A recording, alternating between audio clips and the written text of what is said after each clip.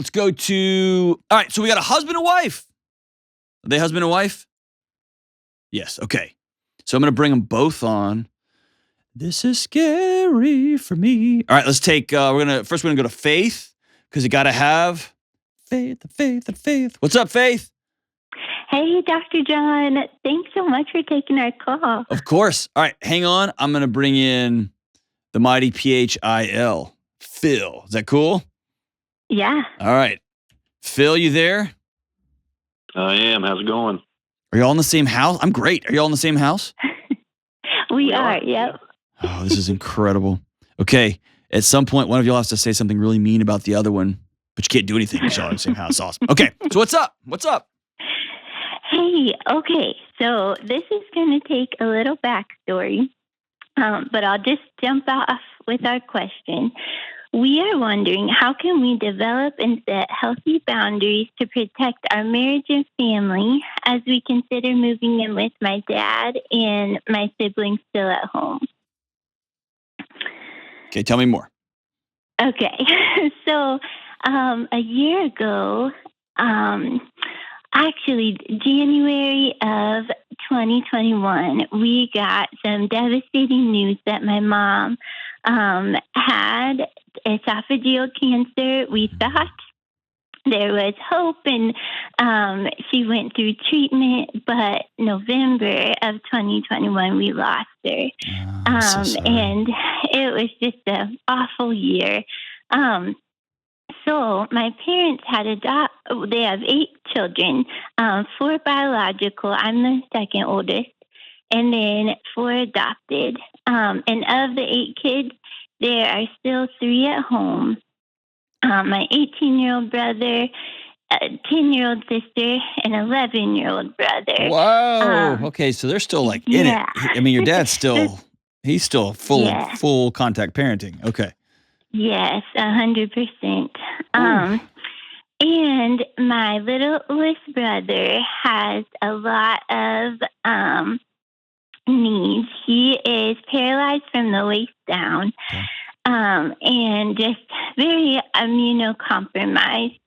He's doing better as he's gotten older, but a lot of physical needs and emotional trauma and anger, and then add on the grief of losing your mom. So then the sister's doing okay, but the 18-year-old brother is also really hurting and exhibiting those behaviors. And then my dad struggles with bipolar disorder. Growing up, he really did a great job of coping with it as a dad and just handling it well. But my mom was his big support. And so now she's gone. And so in this last year, my husband and I, we have a little boy, and then we're expecting a baby. Congratulations. Because why not? Y'all should get a puppy too. Might as well. Just throw it all in. Exactly. Yeah, so we have been the siblings that have been in a place of able to help, wanting to help. What is that? What does that mean? Like, so y'all have stable jobs, you've got income, y'all are the only couple that's married and likes each other. Like, what is you're able to help? What does that mean? Okay.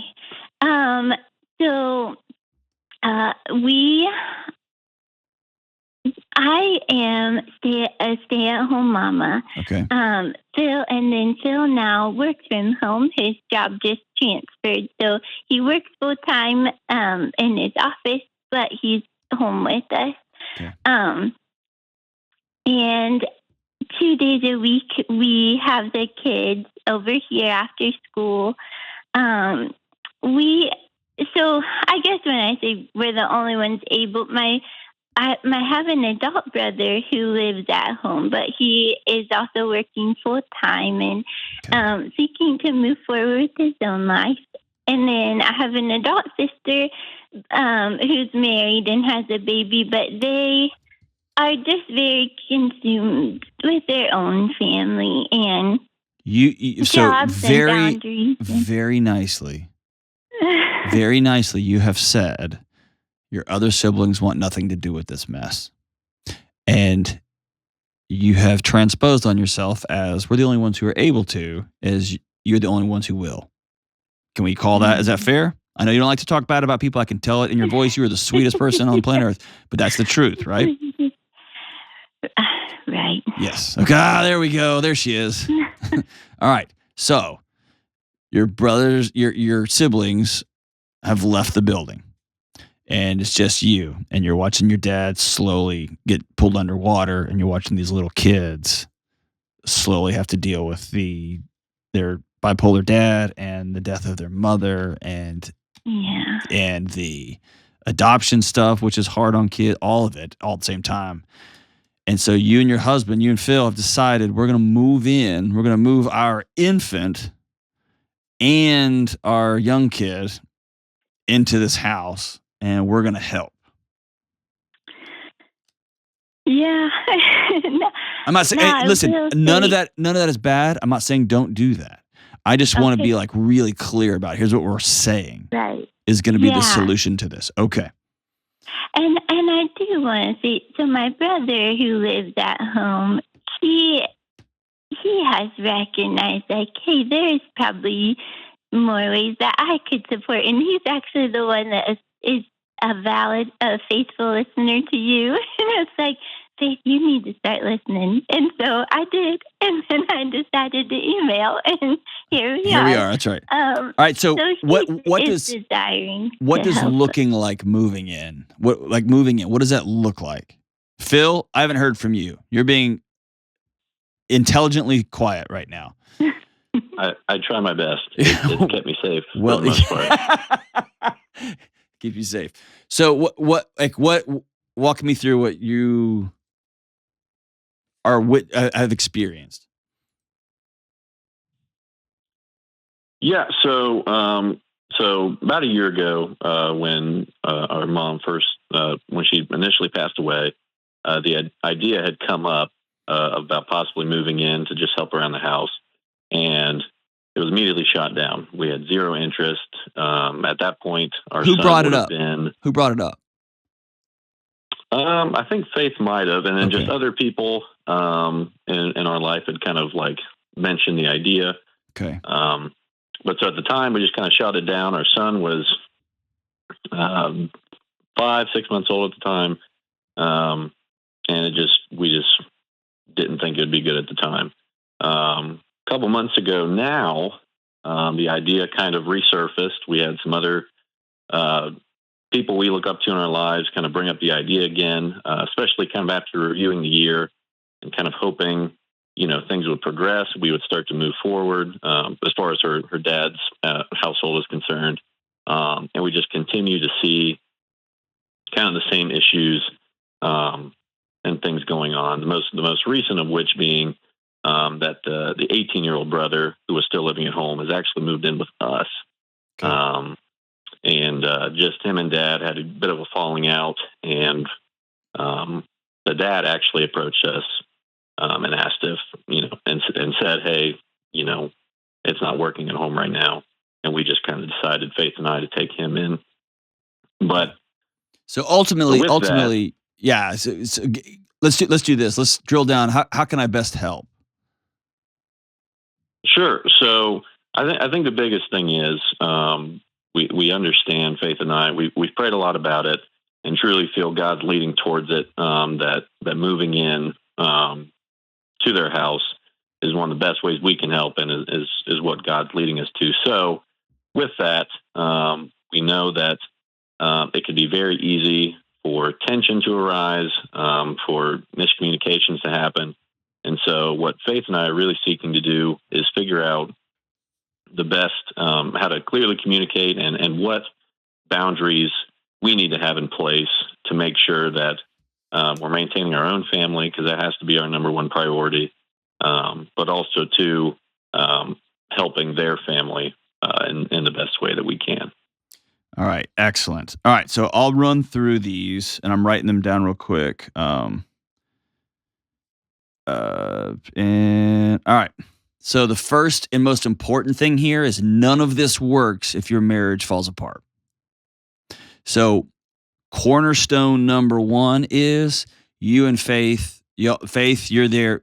Y'all two getting somewhere. No kids, except for the one that you're in the oven now.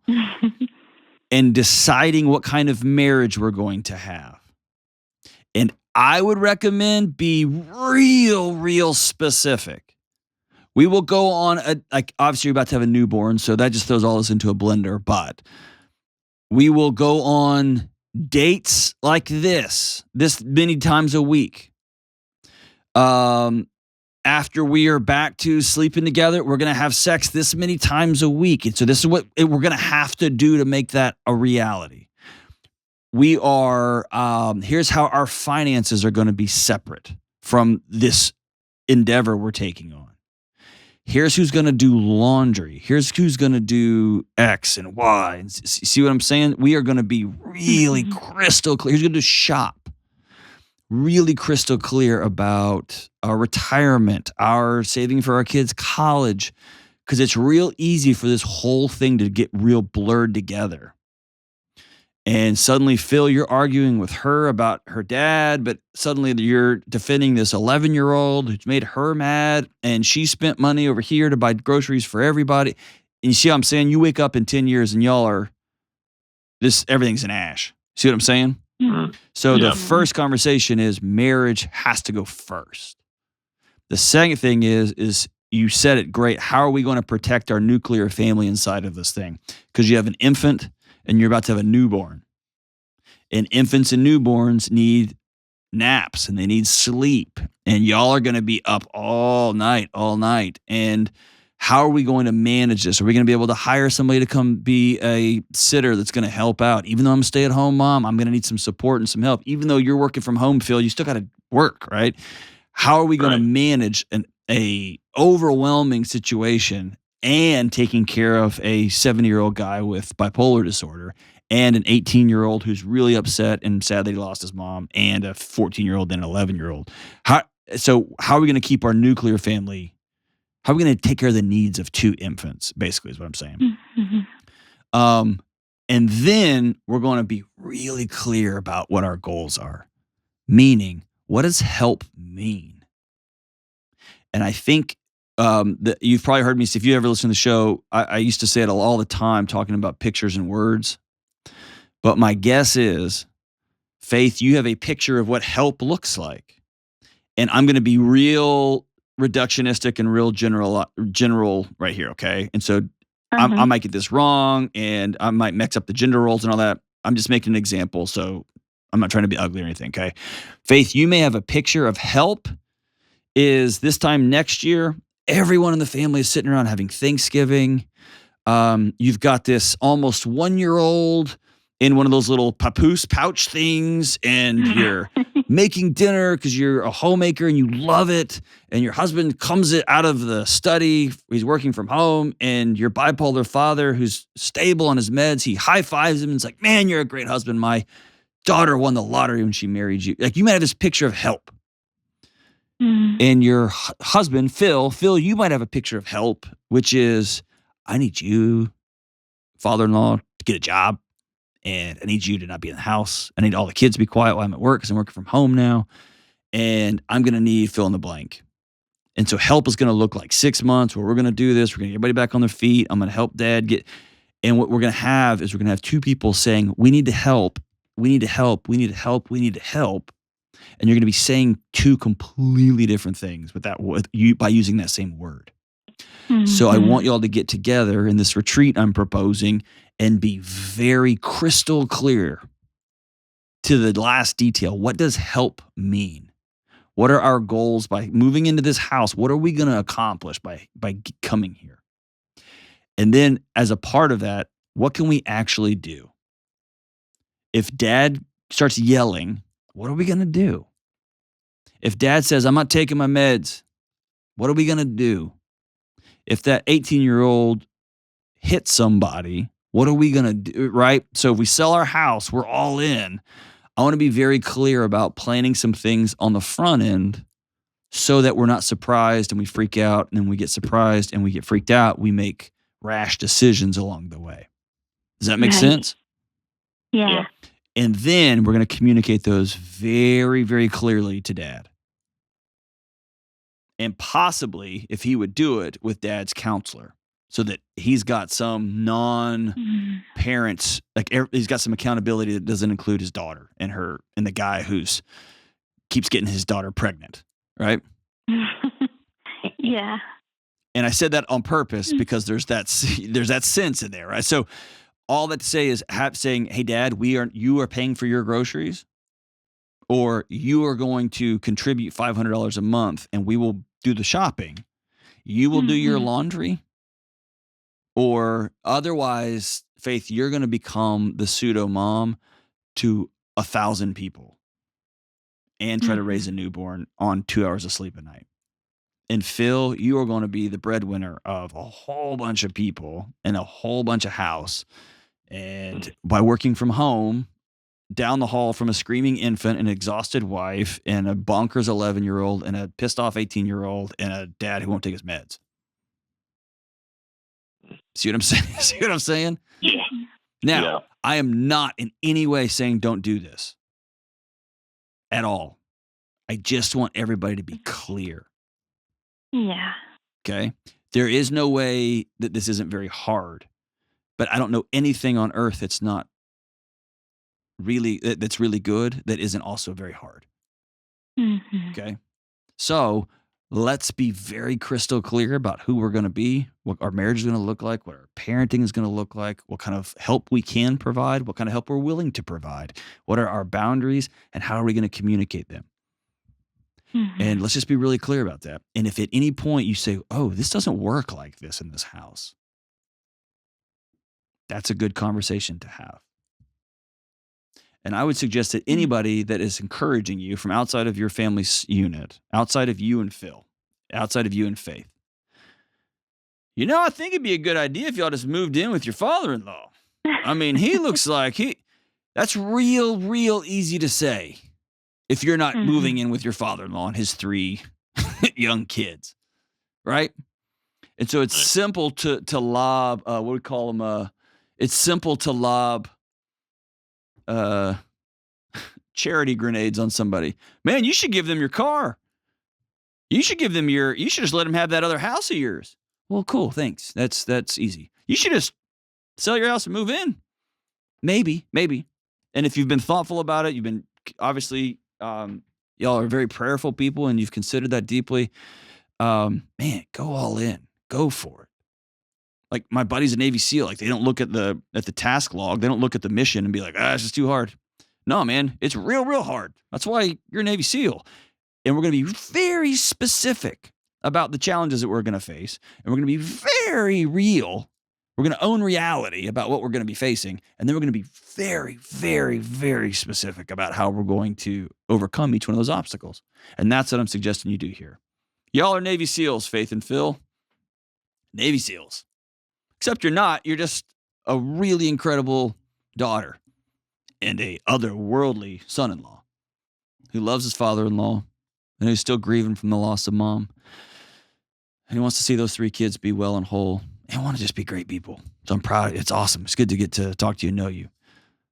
But let's be sober and let's be clear-eyed about what we're walking into so that we can have the identity that we're going to be people who are well, we're going to be people who are whole, and we're going to keep this thing, the train on the tracks here, so that we can, quote unquote, help.